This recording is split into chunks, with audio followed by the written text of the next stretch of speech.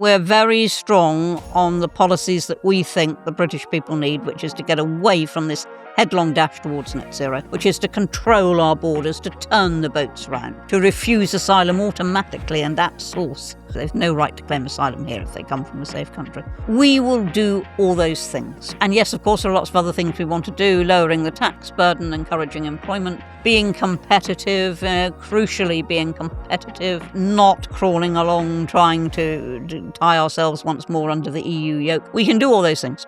And I believe we will do them, and I believe we'll win, and I believe we'll make a big, big difference.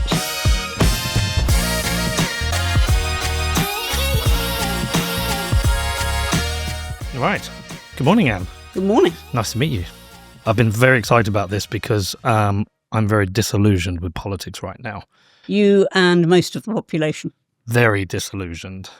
But ever since I first took an interest in politics, you've been around, and I've followed you and known you, and I've seen you haven't held back in your opinions. So I have a lot to say, but a lot of questions. But I'm really intrigued for you as somebody who's, I mean, I remember the tail end of Thatcher, but John Major was really the first Prime Minister I remember. Right. So you've been around as long as I've been into politics. Yes, I was in his government, yes. Yeah, so I would be really interested in your take on the state of politics right now, before we dig into the details. Well, the state of politics is appalling. First of all, the quality of parliamentarian is the lowest that I can ever remember it. And there are various reasons for that. The first is that all three parties, that being Labour, Tory and Lib Dems, all three parties decided about 25, 30 years ago that they wanted more women, more ethnics, more gays, more this, more that. And they began to select on identity rather than on merit. And now, of course, that doesn't have any impact immediately. But if you do that over 25 odd years, a quarter of a century odd, then it's going to have an impact on the quality of people in Parliament if you've abandoned selection by merit alone. So that's one thing. The second thing is, I'm afraid the media and their intrusion into families now, not just into the individual, which is fair enough, but into families, has put off an awful lot of people. The holding up of MPs to ridicule, the gross exaggerations has happened in the expenses scandal, for example, again puts off serious people. And so you've got somebody who, say, has got a good record of success, who's 50, 55, looking to give something back. There was a time, within my memory, when such a person would have chosen public service through Parliament as a very natural first choice. Now he'll run a mile. And I think that's had a very negative effect on Parliament. The second is that we've had very, very, partly because of that, we've had very, very ineffectual governments now in succession. And we are now at a stage where the Tory Party, I mean, it has to be seen to be believed, quite honestly. Nobody can conceive of it as being a serious party at the moment. There's no sign of Kemi Badenoch rescuing that. For example, I was at the Cambridge Union debating last week, and I challenged two very senior Tories, both been ministers, and said, just tell, this House, just tell us one original thought that Kemi Badenoch has produced. And then I gave way to them. And of course, they couldn't answer me. There was nothing, absolutely nothing. That says an awful lot. Then there's Keir Starmer, who, having been thoroughly rejected by the electorate in the local election, says, we've got to go further and faster, as opposed to we've got to ask ourselves whether we're going in the right direction at all. So I think politics is in a very poor state. And the most common comment I now get on doorsteps is, people pretty well saying they've given up. Now, what Reform has done, of course, is trying to give them an option. Say, look, don't give up, just try something different. And so now everything depends on what we do in those 10 local councils. Really interesting points you brought up. And we mentioned John Major, who you were in his government. I watched an interview with him with the Leading podcast, where he talked about when he was Prime Minister, Conservative politicians would usually come from business or from the forces. And he even talked highly of Labour politicians. They would have come from local business or trade unions, but they'd have experience and understand their communities. He said that's all gone. They all come from, they're all students now. But I also heard him talk about Neil Kinnock in a really positive way and how he enjoyed the tension he had with Neil Kinnock. I don't see any of this now. Well, there isn't. There is now what is called the progressive consensus, whereby the major parties occupy roughly the same sort of middle ground. Now, when I was growing up, it was the height of the Cold War, and the world itself was divided into two great conflicting political ideologies. It was communism versus capitalism. And in this country, that was manifested in capitalism versus socialism, but it was real socialism. It was red in tooth and claw. I mean, you couldn't have confused Neil Kinnock and Mrs. Thatcher. But you could confuse John Major and Tony Blair.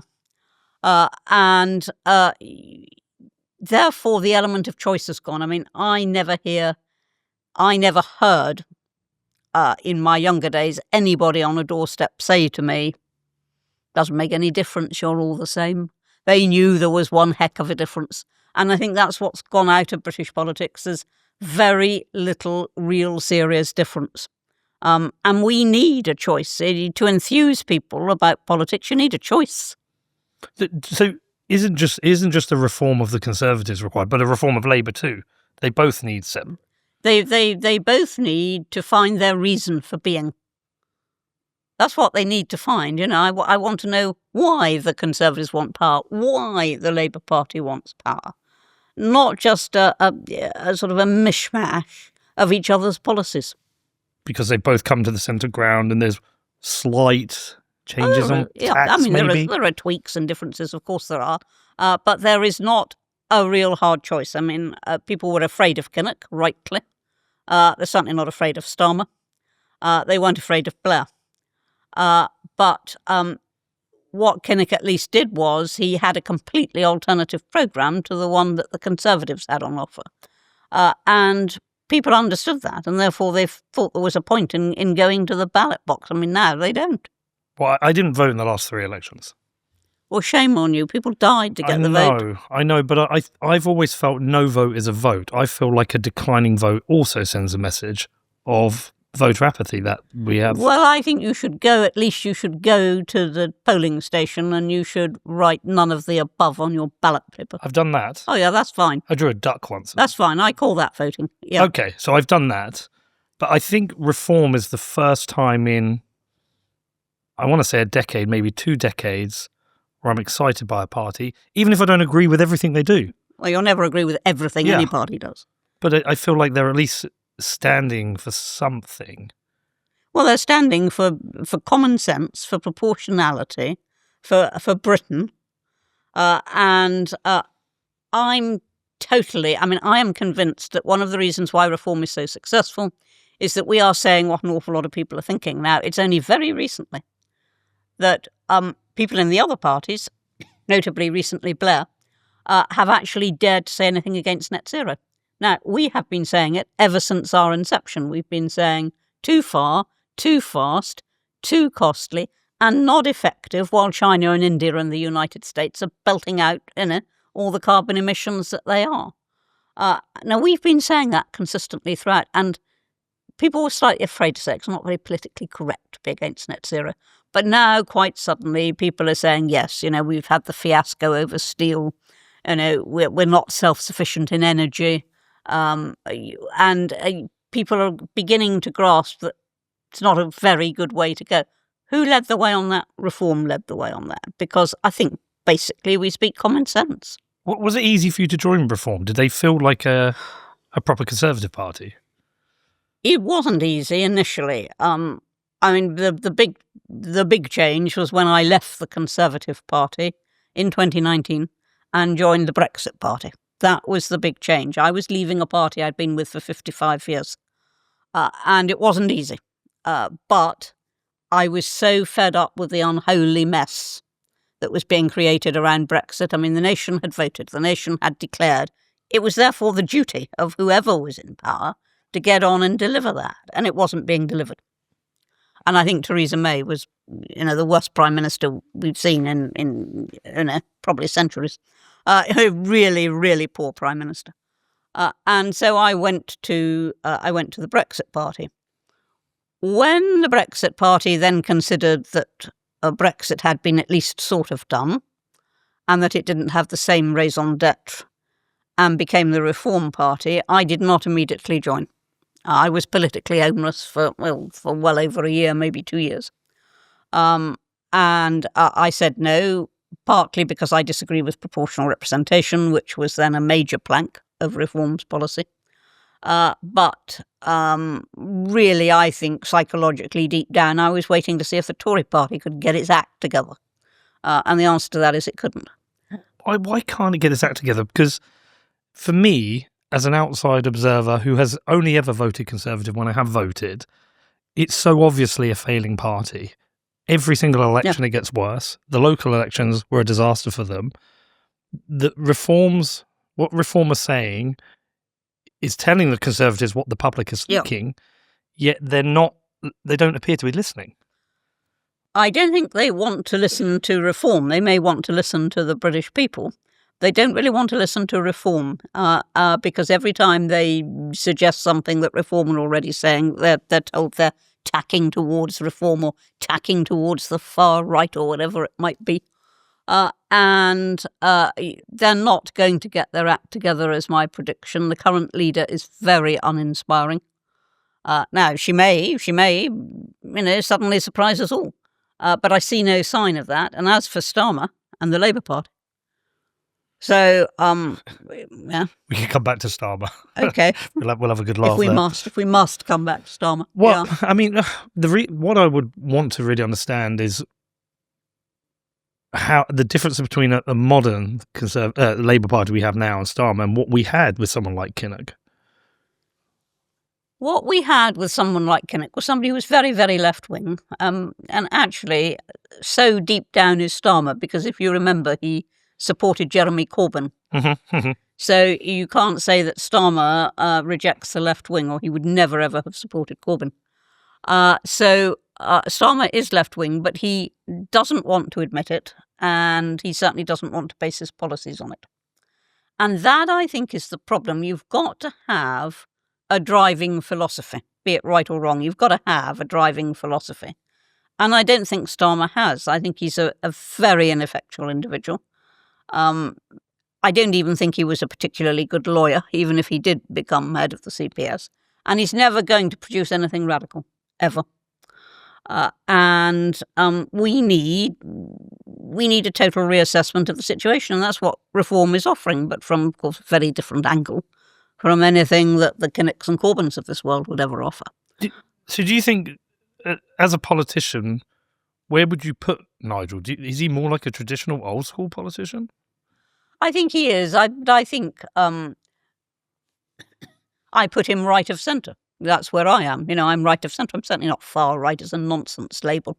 But I'm right of centre, and that means that we have a very clear-cut philosophy of the individual over the state. And I think also because of all the common sense that the Tories used to talk and now Reform is talking, people warm to us for that reason. I mean, they may be quiet, they may self-censor what they say, but if they were saying what they thought, it would be what we are saying. And that is why we're so successful. We dare to say it. We dare to say that the woke is nonsense. We dare to say there are only two genders. We dare to say all these things. And the nation is glad to hear it. At long last, somebody's talking sense. And a lot of people have said to me, in the course of, I was there for the Runcorn by-election and obviously campaigning in the locals, and people have just been saying to me all the time, we want more common sense. What I found is interesting with Reform is when I go out into my community, I'm from Bedford, and so that's where we live. And those people who are moving to Reform, there isn't a consistent pattern. It's young people, it's people my age, it's older people, it is working class, it is successful people. It's a really broad spectrum of people who are sick of the establishment rather than being from any kind of historical class, which I don't remember a time that's ever been like this. It's fed up people. Yeah. There was a time when it was slightly like that. In the early days of Thatcher. I mean, Thatcher would never have got into power but for the C2 vote, as it was called, the economic class C2, which were the blue-collar workers who just wanted a bit of common sense, wanted some ability to rise above, their beginnings. They wanted all of those things. Is that like my father? My father, would he have been considered that? He was an engineer, aircraft engineer, working class, lived in a flat above a curry shop in Luton, working at Luton Airport, but always voted for Thatcher because he said, under Thatcher, she will leave more of my wage and my wage packet at the end of the month. Exactly. I mean, first of all, she took the view that your money that you earned was yours and not the state's, and therefore, kept taxes as low as she could. But if you just actually look at how she encouraged aspiration, you could buy your own council house. People who thought they could never own their own homes were suddenly able to own their own homes.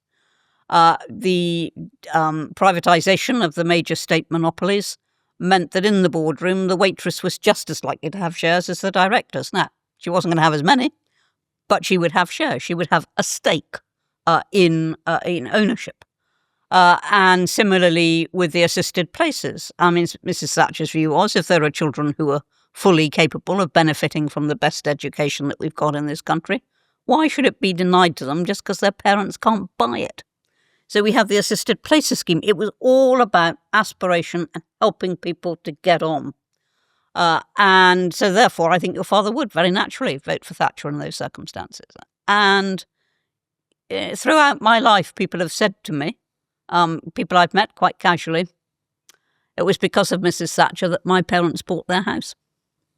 Probably the same for them for my father, because he bought his first house. Yes.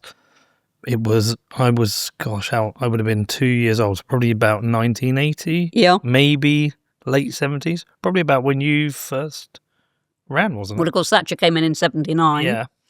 I stood for the first time in 79. Yeah. In Burnley in Lancashire. I was never going to get in. Well, he was from Blackburn. Yeah.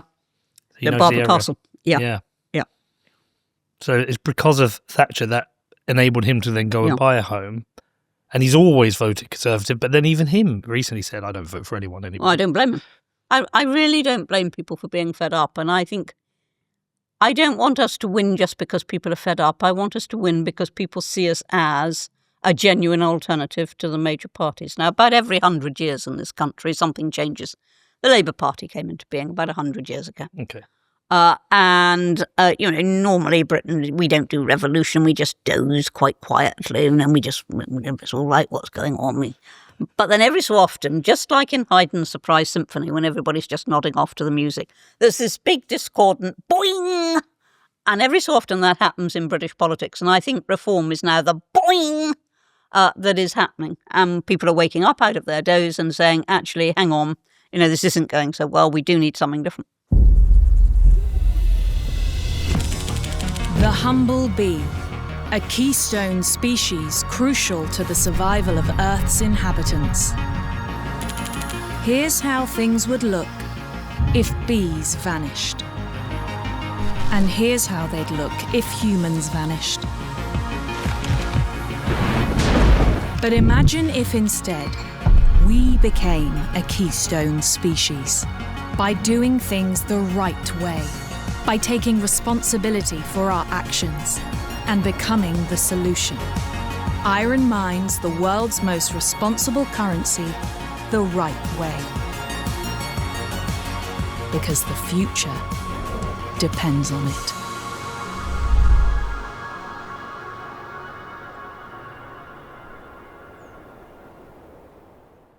I thought it was quite insulting last week when people said it was a protest vote. Oh, well, they're always going to say that. They'll still be saying that when we form a government. Yeah? Yeah, they'll still be saying that. It's just a protest vote. That was what people used to try and rubbish Brexit. They said, people didn't really want Brexit. It was just a protest vote. It's the way that you dismiss a movement that is uncomfortable for you. What went wrong with Brexit? I don't think anything went wrong with Brexit. I think what's gone wrong is Brexit hasn't been used. It hasn't been maximised. It hasn't been exploited. Starmer's now trying to take us in the exact opposite direction and doesn't make any secret of the fact. I couldn't believe, for example, that under the last Tory government, I could not believe that we raised our corporation tax to the level of France's. I thought, what is the point of doing that? We're now supposed to be competitive with them. Why are we actually putting ourselves at a disadvantage instead of becoming Singapore-on-Thames, which is what the EU were always terrified was going to happen? They thought we would become truly competitive, that we were going to make their lives very difficult. In fact, we weren't interested in making their lives difficult. We just wanted to be able to do what we wanted to do. And we wanted to control our own trade deals, control our own borders, control our own laws. We've taken advantage of none of that. But it's there, and it can still be used. And when reform comes in, this country will be very different. But why are the politicians who have been in charge since Brexit been unable to see that advantage and exploit it? You tell me. I mean, I don't understand it. There was Boris Johnson, campaigned for Brexit, came in on a ticket of let's get Brexit done. Huge majority. He could have done anything he liked. He didn't do a darn thing with Brexit. Not a darn thing, other than the vaccinations. And I think you can point to the vaccinations and say, yes, he took advantage of Brexit there. And did it well. But apart from that, he didn't use Brexit at all. None of them have. Liz Truss, I think, would have done. But we all know what happened there. We've had Liz here. Yeah. I've read her book. I was actually quite impressed with her. She, her public image is never going to be the truth, I think. But equally, she was a fool in two big ways. One, she tried to do everything at once. That is always an enormous risk if people are against you, as they were. Three things, really. The second thing was, having decided to do it all at once, she didn't square the market. She didn't try to take people with her. Just did it. But the third big mistake was that when she formed her cabinet, it was 100% her supporters. Now, any wise Prime Minister brings in people to the cabinet who didn't vote for them as leader, who don't necessarily share their views, because then, when the backbenchers are rebelling, you've got people who depend on you for their positions in the cabinet, who can go and talk to them. Interesting. She never did that. She just had a cabinet of all the converted, and that was a disaster. You can understand why maybe somebody does it? Is that a No, I don't understand it. Oh, you don't? Should she have known? Yeah, I mean, the lessons of history. I remember John Major saying when he became Prime Minister, he said, right, we're going to have a cabinet of all the talents. First thing he said. And that then calms people down. They think, oh, well, we're not going to be excluded forevermore just because we didn't support them. But Liz Truss went totally the opposite way. And I cannot think, certainly in my lifetime, of any other cabinet that's been formed on that basis. Interesting. Because she knew the problems. She knows what the problems are. Yeah. And I think she had good answers. But as I say, you don't do it all at once. You try to take people with you, prepare the ground, and you make sure that your enemies are not all grouped behind you on the back benches when the balloon goes up. And she didn't. Any of those things. Are those dynamics of Parliament hard to manage in that you have your cabinet and you have your backbenchers trying to bring everyone along? Is it a hard thing? Oh yes, it's very tough, and therefore the greater your majority, the better your chances, and the more new people you have, the better your chances, because they're all ambitious and they want promotions, so they don't do it. Yeah. So it is quite difficult to manage. I remember a cartoon from my youth. And I can't remember which Prime Minister it was, but somebody was explaining to a child how Parliament worked. And they said, well, that's the government, and that is the official opposition. And the real opposition is sitting there behind the Prime Minister. I tell you, I really liked, and I'd love to know your opinions on him. I really liked William Hague. I thought he was before his time. Do you remember the Common Sense Revolution? No, I don't. Oh, well, I'm surprised you don't. This was his manifesto, the Common Sense Revolution. And it had things like, under the Conservatives, teachers will teach, i.e. they won't be, spending all their time filling in forms and assessments and all the other stuff. Teachers will teach, policemen will police, they won't be in police stations filling in forms, they'll be out policing, all this sort of stuff. It was he called it the common sense revolution. Now, if he had introduced that today, people would be absolutely flocking behind it. Well, it's kind of what reform is doing in some ways. Well, that's what I'm saying. Yeah. That's people are flocking behind us, and they would have flocked behind him if he were doing it today. But he was doing it in 2001 when people didn't really perceive common sense to have flown out of the window.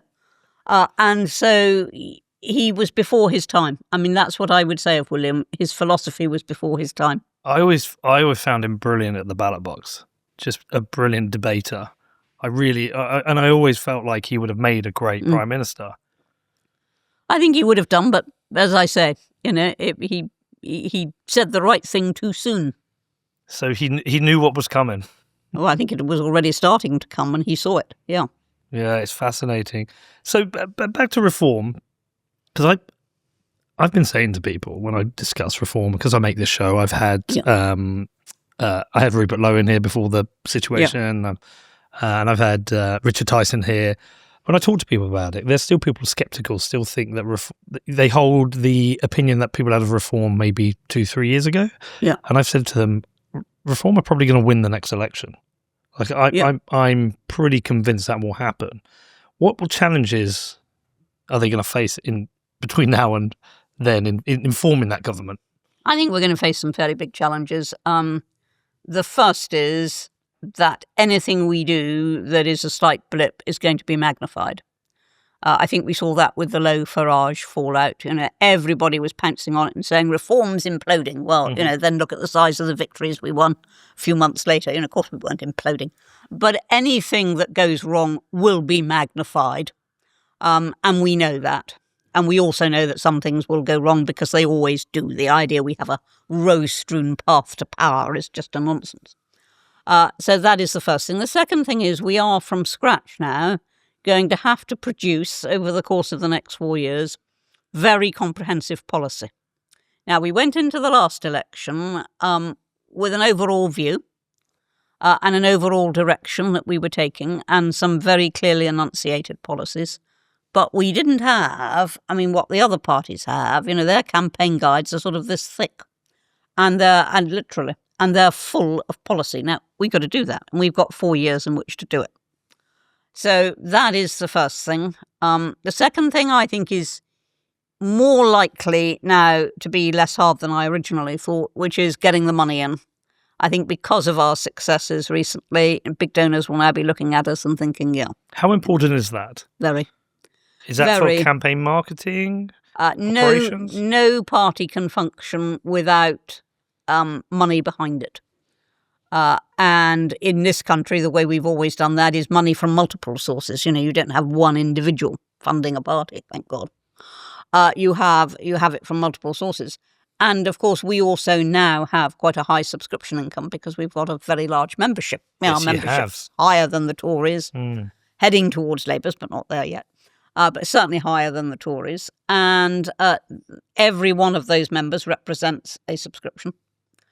And then the third thing we're going to have to face, and we'll get some practice with our local councils, is when we do come into Westminster, we'll be bringing in a party that has very little parliamentary experience.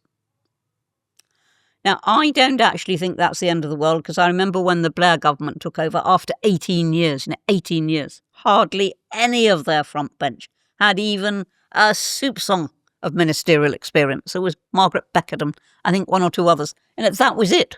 That was it. The Prime Minister, the Chancellor of the Exchequer, the Home Secretary, the Foreign Secretary. No ministerial experience at all. And they formed a government and that was okay. So I know that we can do the same, and it happens. It's happened with Labour this time. They brought in a whole raft of new people who no idea what the system's about. We will have that problem. But we know it. Me and my son bought a football club 3 years ago, and we did everything differently. And people said, you can't do it like that. Football isn't like this. We've won 10 trophies in 3 seasons across our men's and women's sides. We've won every league we've gone for. Yeah. I think sometimes you need a bit of disruption by people who aren't experienced, who do things differently. New brooms. Yeah, new brooms. But the lack of experience, does that mean they won't understand how to navigate the internal politics a bit we don't see, or? No, I don't think so, because I think what we will go for in our selections, which are our parliamentary selections, which will begin fairly shortly, what we're going for is experience. We're looking for people who've actually run businesses. They might be very large businesses, they might be very small businesses, people who've actually run businesses. Yeah. We're looking for farmers who know what it actually is to run a farm. We're looking for top lawyers who actually understand legislation and does help. We're looking for quality. We're not interested at all in quotas and identity. We're interested in quality. Real people. Real people with real achievements behind them. If you ask me real people, I'm going to say real achievement. That's what we want there. And those sorts of people who can manage that will, once they've got used to the parliamentary conventions, they'll run a government, they'll run a country, and that's what I want. Well, that's who people would vote for as well. People who have success behind them, because exactly. This is the thing that always amazes me, is the lack of business experience on the front bench. I think there's zero in Labour and some minimal, maybe a couple of people have had business experience in the Conservatives.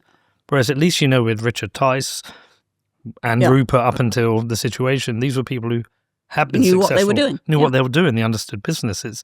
This is the thing that amazes me about Rachel Reeves and the Labour Party, in that they don't seem to comprehend what they're doing to small businesses. That is absolutely so. I mean, they didn't appear to understand that if you put up costs for employers, you hit employment. It didn't sort of somehow. Now, Rachel Reeves calls herself an economist. I learnt that, I think, in my first day of economics. If you put up the costs for employers, what happens? Well, they employ fewer people in order to save. And it's not exactly rocket science. No. It's not rocket science.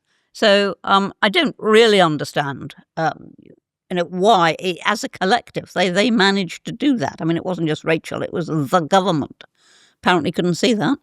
Well, this is another thing I find quite frightening at times, is that Rachel Reeves is essentially running the biggest company in the country in some ways. The government is that, it's a $1.1 trillion budget, and seems to be completely incompetent. Whereas I don't think I would employ to run one of my small businesses with 5 staff, because she doesn't understand basic economics.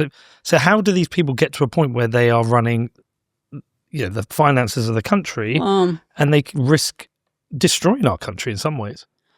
It is, as I said, because the quality of parliamentarian has just so sharply declined. It all comes back to that. When I look back, I look back at people like Lawson on the Conservative side, Shelley Williams on the Labour side. You think of people like David Blunkett, Jack Straw. Yeah. You think of people, Roy Jenkins, David Owen, who were big people on both sides of the House. When I came in 1987, we had, in the new intake, on the Labour side there was a brain surgeon. On our side there was a consultant gynaecologist. And we took it for granted that Parliament recruited at that sort of level. We took it for granted. You talk to these people by the tea urn, they weren't special.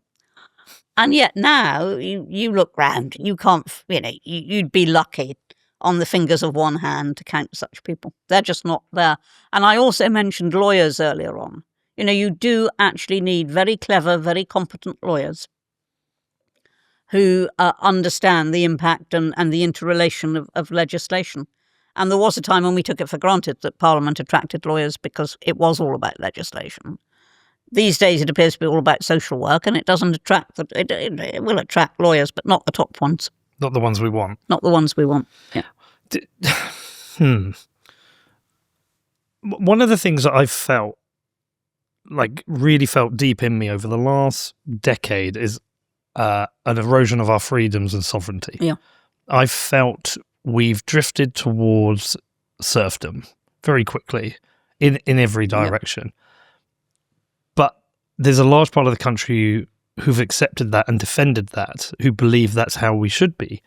I don't believe we have a big enough culture of freedom and sovereignty in this country is that a tough thing to sell to people, that we should be sovereign, that the state should be small, that the state serves us, and rather than we serve the state? Is that a difficult thing to sell? Well, as I said at the last conference I addressed for reform, one of the messages that has to be got over is that the state is a servant and not a nanny.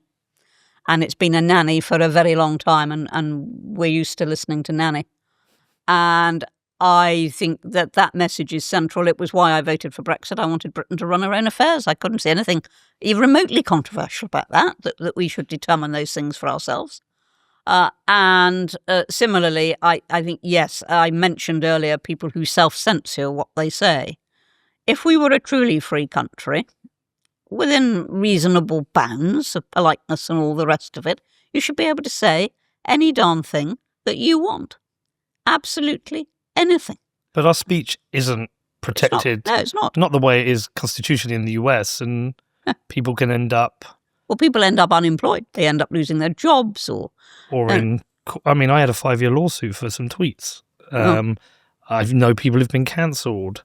I know people who will say to me, I'm not going to say that publicly because I don't want to lose my job. Yeah. I mean, I'll give you one example. With the football team we own, we have a women's side. And we discussed the idea last season. We were aware that we may play a game against a team that has a trans woman as a goalkeeper. Yeah.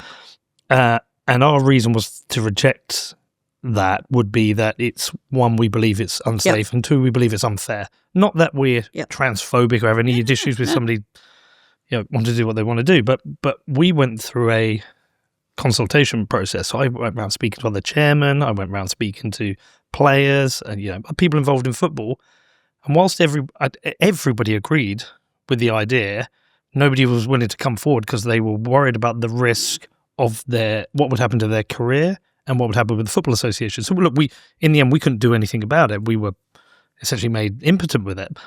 Now we've had this change in the legislation, and we've now seen the Football Association come out and change their rules. But people were just very afraid to step forward and speak their opinion. And they still are. And not even a legal ruling like that will release everybody to say what they think. And it will be quite a fight to get free speech back again. I mean, the examples I always use are that immediately after the war, when people had lost sons, husbands, fathers to the Nazis, they'd lost homes, people were coming back disabled, disfigured.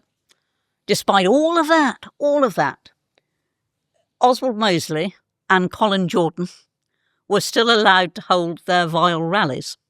Now, yes, if there was a public disorder, that would be addressed. But they were not, in principle, prevented from saying the thing that they thought. Even though that wouldn't just have offended people, that would have hurt massively. If you'd lost a son to fighting the Nazis and suddenly, you've got swastikas waving at you. It hurt massively. But we believed in free speech. And go forward a few years, we were at the height of the Cold War. You could still stand as a communist for Parliament. You could stand on street corners and sell the Morning Star. You could openly subscribe to the Communist Party. And that was not against the law, even though all along the borders of what were then called the Warsaw Pact countries, their weapons were lined up and pointing straight at us. Didn't matter. Free speech was what mattered. And you think how far we've come from that to where we are now. Well, we have a government now that I think arrested or investigated about 3,500 people for things they've said. And look, some people have said some disgusting things. Yeah, some abhorrent things. Yeah. But I'm feel really uncomfortable with somebody going to jail for something they post on Facebook, even if it's abhorrent. I'm just really uncomfortable with it. If it's incitement to violence, as in the famous case of Lucy Connolly, with whom I have no darn sympathy, if it's incitement to violence, that I think should be dealt with at law. If it is simply the expression of an opinion, I mean, there is a difference between saying let's burn down, the hotels where the asylum seekers are, and between saying we shouldn't have asylum seekers in hotels. They are two completely different sorts of statement. The one should be unlawful and indeed is unlawful. The other should not be unlawful, but very often people try to resort to law to stop it.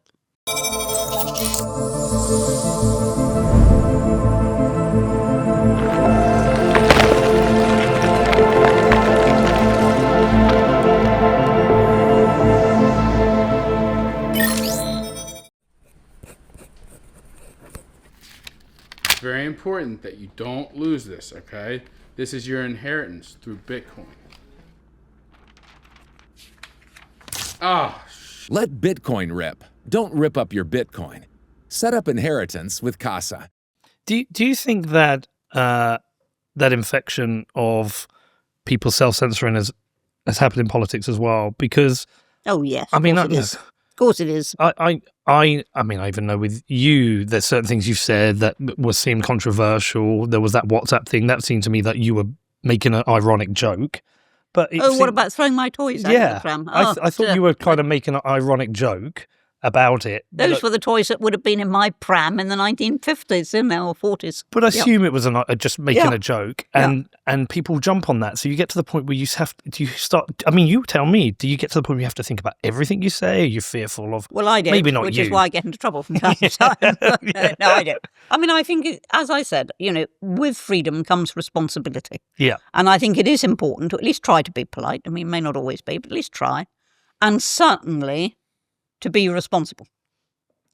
And that is important. And inciting violence is not responsible. And, I will never, ever have any sympathy with people who do that.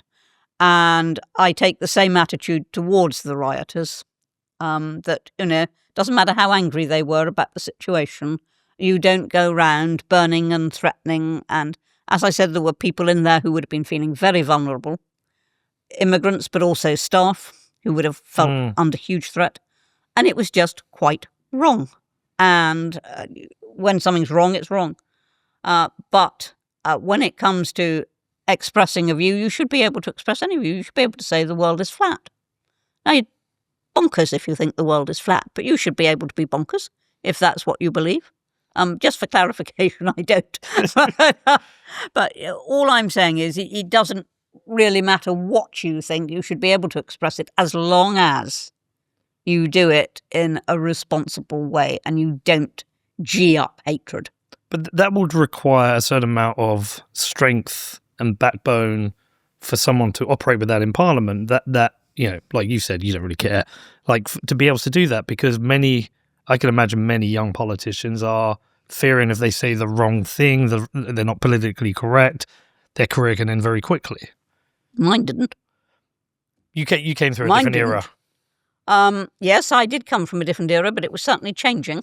Okay. By the time I was getting ready to retire, it really was changing. And I mean, I take the view of St. Paul. We believe and therefore speak. No point believing something if you can't say it. And there's no point in speaking things that you don't actually believe. You're just an absolute twaddle. So I believe that. I believe that very strongly. If I believe something, I'll say it. I'll be very careful how I say it. I don't want to upset people, but if I have to upset them, I will. But then perhaps maybe we need more of a celebration of free speech like they have in the US. Yeah. It seems to me when somebody says something controversial and some people try and come and counsel them, there's this celebration of free speech and people will defend them quite rigorously. I feel like we have less of that here. One of the things that did please me, I debated free speech. Gosh, whenever was it now? It was a few years ago. And I think it may have been 2019. It was a few years ago. I debated free speech at the Oxford Union. And I thought, young people, the motion was this House would no platform. And ironically, now Shah, who was due to speak, Labour MP, due to speak on the side of we would no platform, didn't turn up because she disapproved of one of the people on our side. so she wouldn't come. So I thought, this may be a tough one. We won overwhelmingly. We won absolutely overwhelmingly by hundreds of votes. It was something like 274 to 49 or something. It was huge. When was this? And this is young people.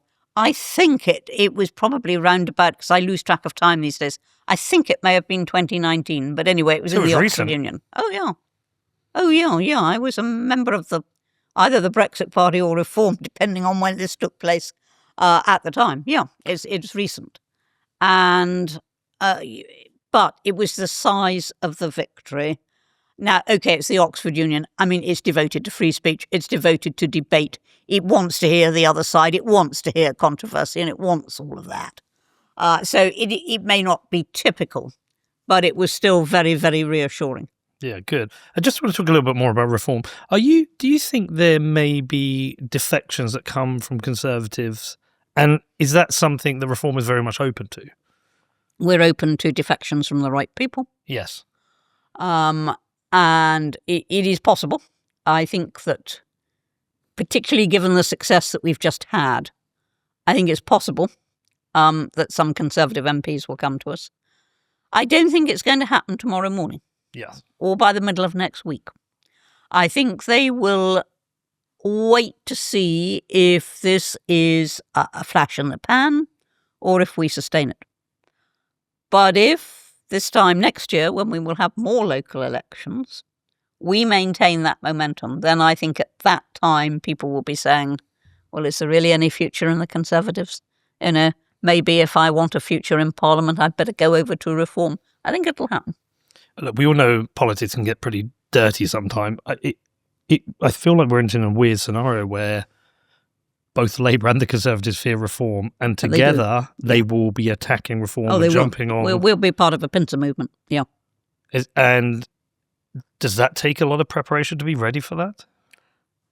I think we've already had it to a certain extent. Okay. It's going to intensify. We know that. But the fact is the people have spoken. And that, I think, will give some pause for thought to the major parties. And, yeah, as I say, there'll be a pincer movement against us from right and left and from the Lib Dems. But I actually foresee a time that I do not think is impossible, that in, say, 30 years, the parties in this country will be forming government and forming official opposition. The parties in this country will be Reform versus the Lib Dems. Interesting. That's what I think is going to happen. So this is existential for the Conservatives? Yes. Yeah, I believe it to be. And the Lib Dems would become the... They would do what the Labour Party fails to do. Because actually they're to the left of the Labour Party. I think people don't often appreciate that. Yeah, it's that, I hate well, I don't hate the term, but it's that champagne socialist look after the... Well, what I would prefer if it was Reform and someone like the SDP. We had William Clouston here, and I thought he was great. I thought he you might really prefer it, but there's no sign of things going that way. And I think there is a sign at the moment that people deserting the Conservatives particularly, but also the Labour Party, are asking themselves, where do we want to go? And the Lib Dems represent something that people on the left feel they're comfortable with, and Reform what people on the right feel they're comfortable with. And I can see those movements gathering pace until those are your two major parties. Yeah, so this is voting intention. What have we got here now? For Reform at 26%. We don't have a number there for Labour. That looks about 24. Is it 23%? Conservatives 20, Lib Dems 15, Green 9, and the SNP, I can't see, was that about 5 gone? 3%. Well, forget about the SNP. That's... Can we get a longer trajectory out? Because that's only since January. Does it? Yeah. Can you go to...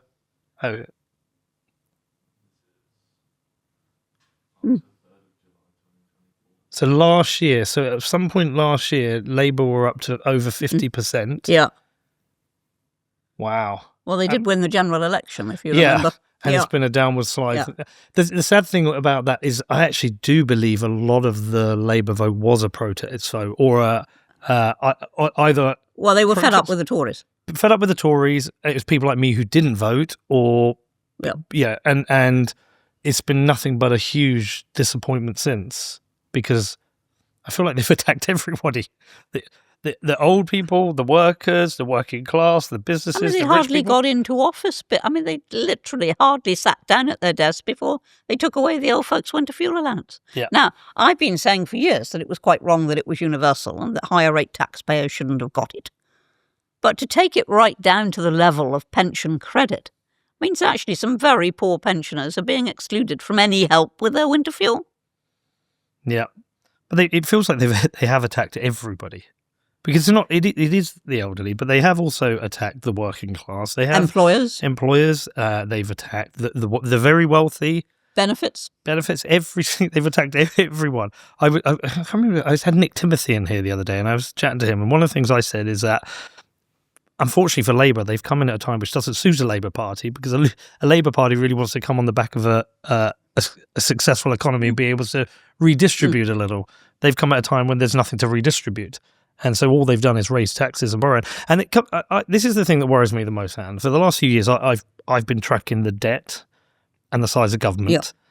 And I feel like unless we have a complete change in government, a massive stripping back of government, welfare, the trajectory will be the same, because we are living beyond our means. And the future projections is that this is only going to get worse because of our pension commitments. Do you feel like we just need a massive stripping back of government spend? Of course we do. Yeah. And is that obvious? Very obvious. One of the things that I hope that the Reform Councils are going to do now is to just eliminate all the surplus, all the fat, all the waste, and have lean, mean machines running local council. And that's what I hope is going to happen. And then I would want to see that replicated when reform gets in there. What the private sector does is up to them, because they pay for it. But what the public sector does is paid for by confiscation of people's pay packets, basically, when you think about it. That's what tax is. And so, therefore, it's crucial that you have only what is required, and not something that you think would be nice to have, but what is required. And I hope that at national level we will do that. But first, let's show that we can do it at council level. The problem at council level, we've been down the rabbit hole looking at Bedford, where we're from, and I've also spoken to the mayor, as the statutory requirements for adult social care, childcare, that as a percentage of the budget is just growing and growing and growing, and there's not much left. Adult social care will, of course, because no government has yet come up with a solution as to how you tackle it. And successive governments have been looking for such a solution for a very long time. It's not that people don't understand it has to happen. They just can't find the right answer. And looking at other countries and what they do, of course, one of the big differences is families take so much more responsibility in other countries. And so that, it's not going to go away. And yes, there are certain things that they won't be able to economise on. But there are plenty of other things which they don't need to do, which they do. I mean, diversity, equality, inclusion, posts, they can all go. They can all go. They should be under the aegis of HR, which should itself, be a lean machine. So that, waste, the way contracts are placed, huge waste in the NHS because of the way contracts are placed. I can tell you a really funny one. We have a building in Bedford called the Corn Exchange, where it's comedy gigs and events. I was chatting to a couple of people who work there. He said, we were booking a comedian. I can't remember which one it was. He said, we had to put out a tender to 3 people, even though there's only one of this comedian. He said, we couldn't just go and book the comedian, even though we knew we wanted him. And he said it was a complete waste of time and money. But he said that infects everything they do trying to run this venue. The other thing about tenders is, of course, they put price ahead of quality. Yes. So you always take the lowest tender, even if it is a lot of nonsense. And that was what happened, of course, when GNER lost its contract to run the railways. And they gave it instead to a railway that promised the earth, that everybody could see the earth couldn't be delivered for what they were asking. And the government was bailing them out within a very short time indeed. I don't even think it was years. I think it was months. You always go for the lowest price. That should not be the guiding factor. The guiding factor should be what you're getting for that price and the quality. And I always felt that very strongly. I mean, ministers do not handle tenders. It's handled by the civil service, and you get told which is the tender that they're recommending. And it's always on the basis of price. And that is wrong. There are all sorts of things that we have got into the habit of doing that are just plain wrong. And that's what we need to change. Well, that doesn't happen in the private sector. You don't always win the price. Private sector can do what it likes. There's another couple of problems we've noticed locally. One is business rates. We have a town centre which is, slowly, very slowly, but slowly dying. Of course. Business rates. You're lucky if it's slow. Well, yeah, but the business rates are a big issue. Yeah. But it gets gamed in two ways. If you're building as say shoppers of a certain size, you don't face business rates. So some people have half the size of their shops, so they avoid business rates. But also charities don't have to pay business rates, so they prove that the economic model can work without business rates. That's one issue. We also have a very serious issue with drug addicts, alcoholics, invading the town centre on a daily basis, stealing from shops.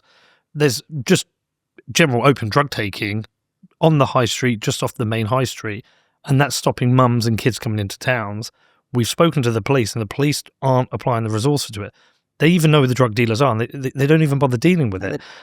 This to me goes back to what William Hague would say. We need common sense. This is not common sense. This is destroying the town. But I don't know how that gets fixed. Well, that gets fixed. You completely change the priorities in policing. Now, it is quite wrong that police turn up on your doorstep to check your thinking.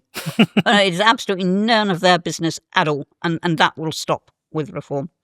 But the crucial thing is to have police policing, not sitting in police stations filling in endless forms because they've got to, because they shouldn't have to. And as for drugs, I proposed when I was Shadow Home Secretary a very comprehensive policy, all the way up from large-scale supply to very small-scale possession. And the idea was it was zero tolerance throughout. But obviously you took one end more seriously than you took the other. And just to give the police the powers to fine on the spot people who were in possession of small amounts. So that's it. You don't take them to the police station. You don't go through court papers. You don't have some long bureaucratic process. You fine them. In just the same way that if you're speeding, you're fined. You don't go through a great process. You're fined. And that was what I proposed to do with the lower end of the drugs trade, and the higher end come down like a ton of bricks. But if you look at what Giuliani did in New York, he simply... Broken windows. Broken windows. And it was very straightforward. They would take out a drugs a den. And of course, more suppliers would come along, so they then took that out. And then more suppliers would come along, so they took that out. And in the end, the drug dealers would give up because they would say, there's no point in going there because, we just get nabbed. If you're not prepared to do that, then you'll never get on top of it. I was told by somebody, quite senior in the police, that when they arrest a young drug dealer, the young drug dealer knows how to play the system. They play the system in a way where they use modern slavery laws to say, no, I'm being forced to do this. They then get a visit from the Salvation Army, and then they get protected because they say they're being bullied and forced into being a drug dealer. And so they play the system back on itself. And so even if you wanted to prosecute these people, you can't because they all know how to play the system. Well, just supposing instead of dealing with drugs, they were doing murders. They would not get away with saying, oh, I was forced and bullied into doing that. They'd still be up for murder. And I think we need to take exactly the same attitude towards people who are dealing drugs. Dealing drugs is dealing death. And people need to realise that. It's not something that's harmless. It's something that's very, very harmful. And so we should simply say, you may have been forced to it, and that will be a mitigating circumstance if you can prove it. But that's all it will be a mitigating circumstance, nothing more than that. So on this podcast, you are definitely hearing me talk about Bitcoin a lot. Well, why? We live in a really strange time with governments driving inflation with their reckless spending and endless money printing. There is a way out of this. There is a way to protect your money, and that is by stacking Bitcoin. I've made loads of shows about Bitcoin. You can go and research this, you can go and read the books, but the truth is, it is the hardest money ever created.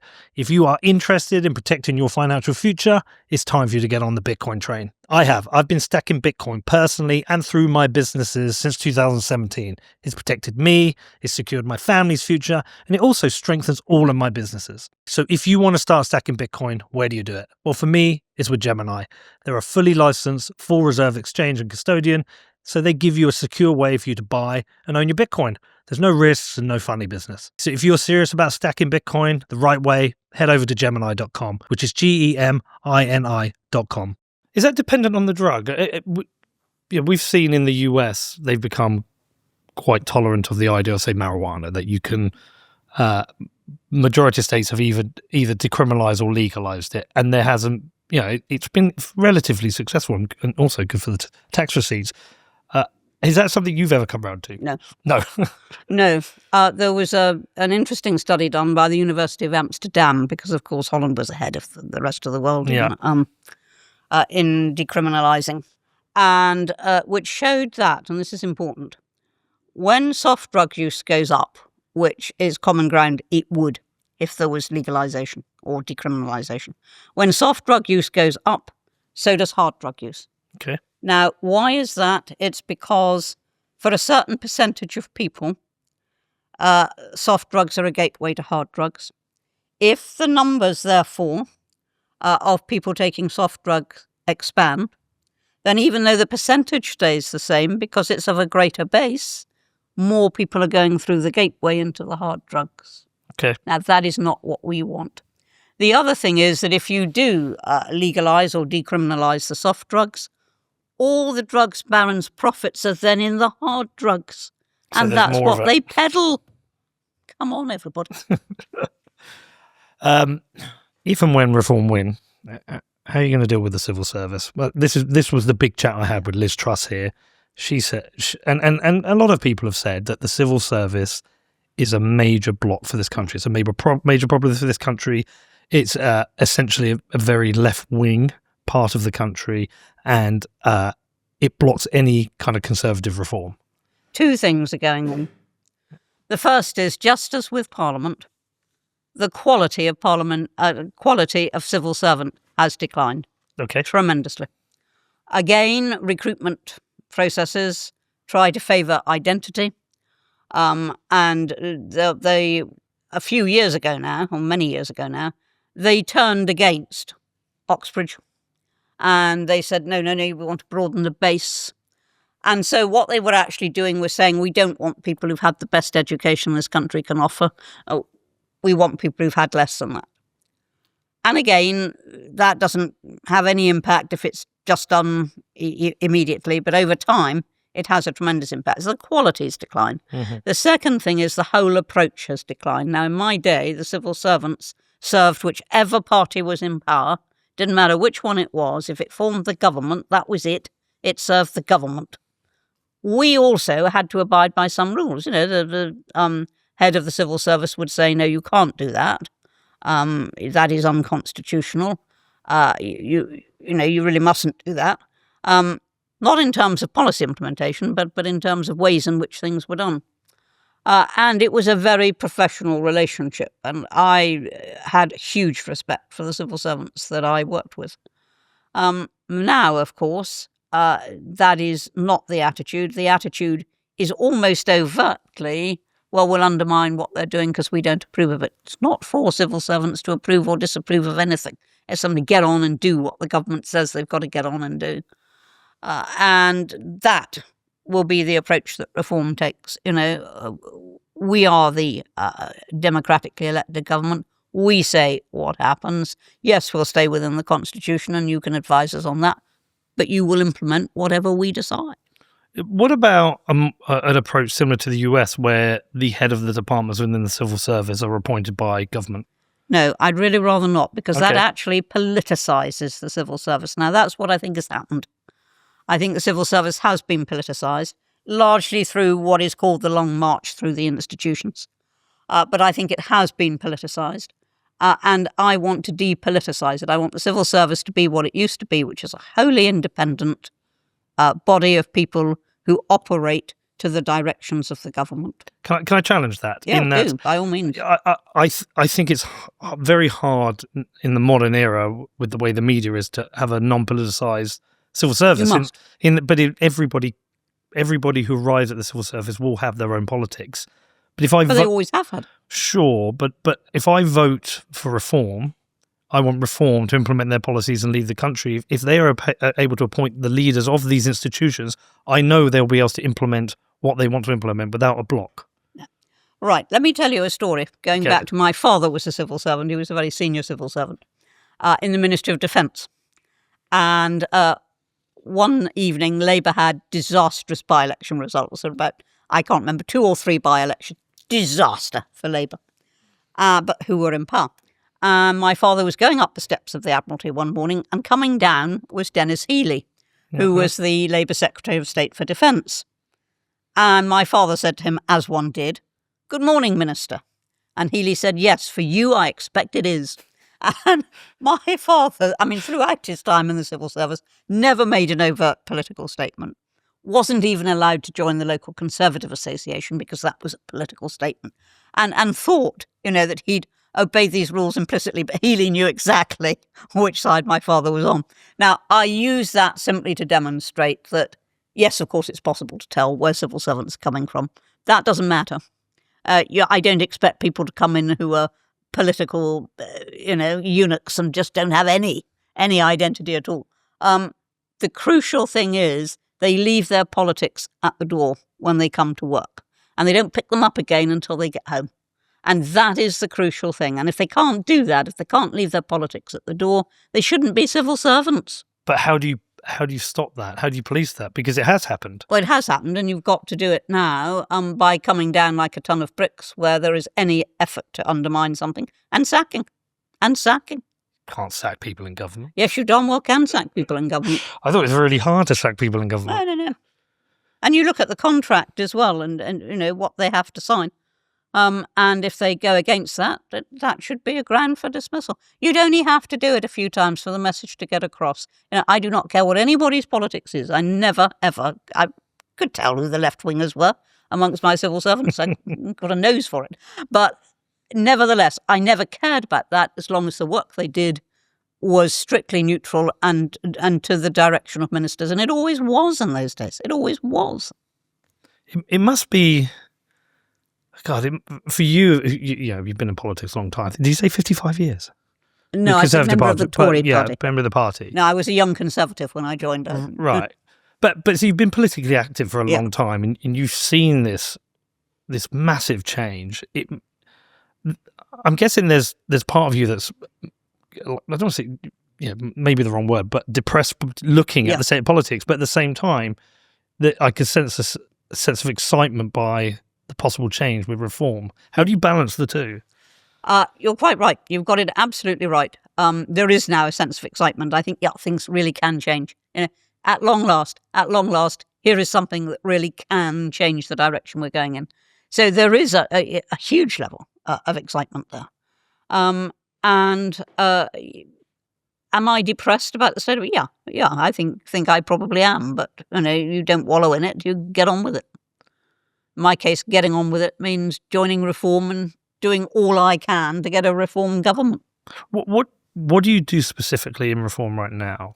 I mean, I know, but just tell people. Well, at the moment, at any rate, I am spokesman for immigration and justice. Now, the reason I say at the moment is we have, for example, we've just had Sarah Pochin elected to Parliament. She's an ex-magistrate, etc., etc. For all I know, the justice brief could be shuffled to her. I don't know. But it could be shuffled to somebody else. Doesn't have to be me.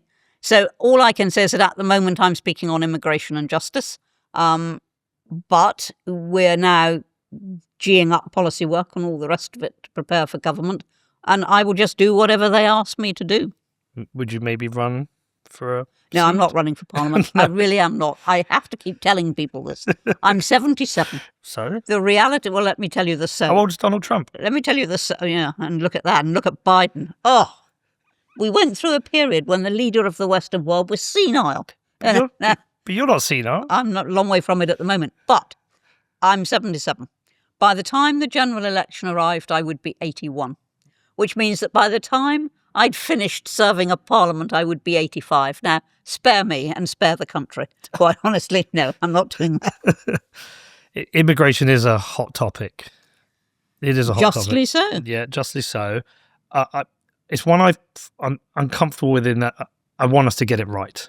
Yeah, I'm the son of an immigrant, and this country's treated my dad really well coming over from Ireland. And I know there's good people who want to come here and add to this country. Of course there are. But I also know we potentially destroy our public services by having the wrong people at the wrong time coming in. And I think there's a pressure for Reform to be overly militant about this in a way that I even think people in Reform feel uncomfortable about. How hard a topic is this to deal with? It's not hard. No? First of all, you distinguish right away and continually. I mean, you must always be saying it. You distinguish between your unlawful and your lawful immigration, and that is very, very important. Now, when we talk about controlling lawful immigration, we're simply recognising the fact that now we have a sort of Brexit. We are able to set the terms. Who comes here? How many come here? What benefits they're entitled to when they do come here? How long they may stay here? Whether they may stay on afterwards? Blah, blah, blah, blah, blah. We control it. And that is the lawful immigration side of it. We've also said very clearly that even though we will cut the numbers coming in lawfully, we positively encourage people who will come in to work in the health service. And there's no question whatever of cutting their numbers. In other words, we're looking at what we need. But when it comes to unlawful immigration, I mean, it is enormous. And it isn't just the boats. I mean, obviously, that's where all the focus is at the moment, and that's where Reform policy is focused as well. There's all manner of unlawful immigration. Lorries coming in through the tunnel. Very much so at airports, where a very common practice is you can't board a plane unless you have documents. You can't. So you must have a document when you board the plane, but strangely, they've lost them when they arrive. And then they stay airside for hours on end, so you don't know where they've come from. And then they come up to the immigration desks and they claim to have come from such and such a country which has a record of persecution. And from that moment on, you've got to process an asylum claim. So, there's that sort of abuse as well. Now, I had an answer to that. I said, well, the immigration officers meet the planes. That's the obvious answer to that. I mean, they don't meet all the planes coming in from everywhere, but there are certain countries we know where when the planes come in, this sort of abuse takes place. And you meet the planes. And if somebody gets off without a document, you put them straight back on again because you're not obliged to take them. And what's more, you fine the airlines because they shouldn't be taking anybody without documentation. There is always a way of tackling it, but you need the will. And without the will, it won't be tackled. And so I feel we must bang on about immigration. I think the nation is concerned about it because all it sees is a complete lack of control. And yes, the most visual part of that at the moment is the boats. But it's by no means the only one. So it will require Reform to stay strong, disciplined. Yeah. Yes. Is that itself a difficult thing with a growing party? With any party. Yeah. With any party. And as I said right at the beginning of this interview, things will go wrong. I mean, we don't imagine we've got this sort of primrose path. Things will go wrong. And there will be disagreements. And, things will happen. They always do. But we're very strong on the policies that we think the British people need, which is to get away from this headlong dash towards net zero, which is to control our borders, to turn the boats round, to refuse asylum automatically and at source when people have come from a safe country. There's no right to claim asylum here if they come from a safe country. We will do all those things. And yes, of course, there are lots of other things we want to do, lowering the tax burden, encouraging employment, being competitive, crucially being competitive, not crawling along trying to tie ourselves once more under the EU yoke. We can do all those things. And I believe we will do them, and I believe we'll win, and I believe we'll make a big, big difference. Final question. So I believe you may be right. I think from the people I've spoken to regularly, there is a large growing support behind Reform, and I think people are excited, but they're also waiting to see the policies. But what's What's at risk here, Anne? Say reform doesn't win. Say it is another Labour or an ineffective Conservative government. What's at risk here for us? I think what is at risk is the welfare of the country, the economic welfare of the country, the moral welfare in a way, because if you haven't got free speech, you haven't got any fibre at all, and you make people ever more dependent on the state through the benefits culture. I mean, if that sort of thing really escalates, then I think you have a big problem. However, I prefer to take the positive attitude, and I prefer to say, right, reform's got answers, not to everything. Nobody's got answers to everything. We're going to have to work out adult social care. Nobody's got the answers to everything, but we have the answers to an awful lot of things, and we have what the other parties don't have. We've got the will to get it done. The will. That's what you need. The will to come in and to say, this is what we are doing. Sorry, one final question. When you did move across to reform, Yeah. you obviously have a lot of friends in the Conservative Party. Is it a rough process? Does it come with a lot of pressure? Can you lose friends in the process? I think it would have been far more difficult for me had I still been in Parliament. Right. Because I wasn't, I'd left. I moved to the Brexit Party first. That's crucial to remember. It wasn't immediately reform. So in a way, I almost got used to being out.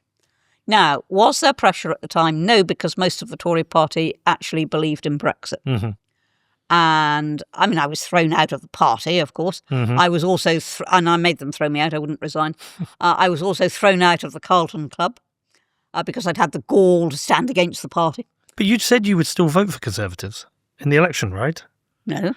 That's what I read. No, you've got that wrong. What I said was, immediately after I joined the Brexit Party, I was asked who I was going to vote for, and I said I should vote for a Brexit candidate. And where there is no Brexit candidate, I shall vote Conservative. Yeah. So when we stood down all our Brexit candidates against sitting Conservative MPs, I was in a constituency with a sitting MP. So I said, yeah, I'm voting Conservative. Of course I did. That was the policy.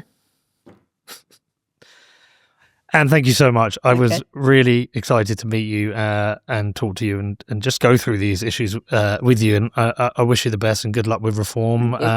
It should be an interesting 4 years. Thanks. Thank you. Thank you. Thank you for listening, everybody.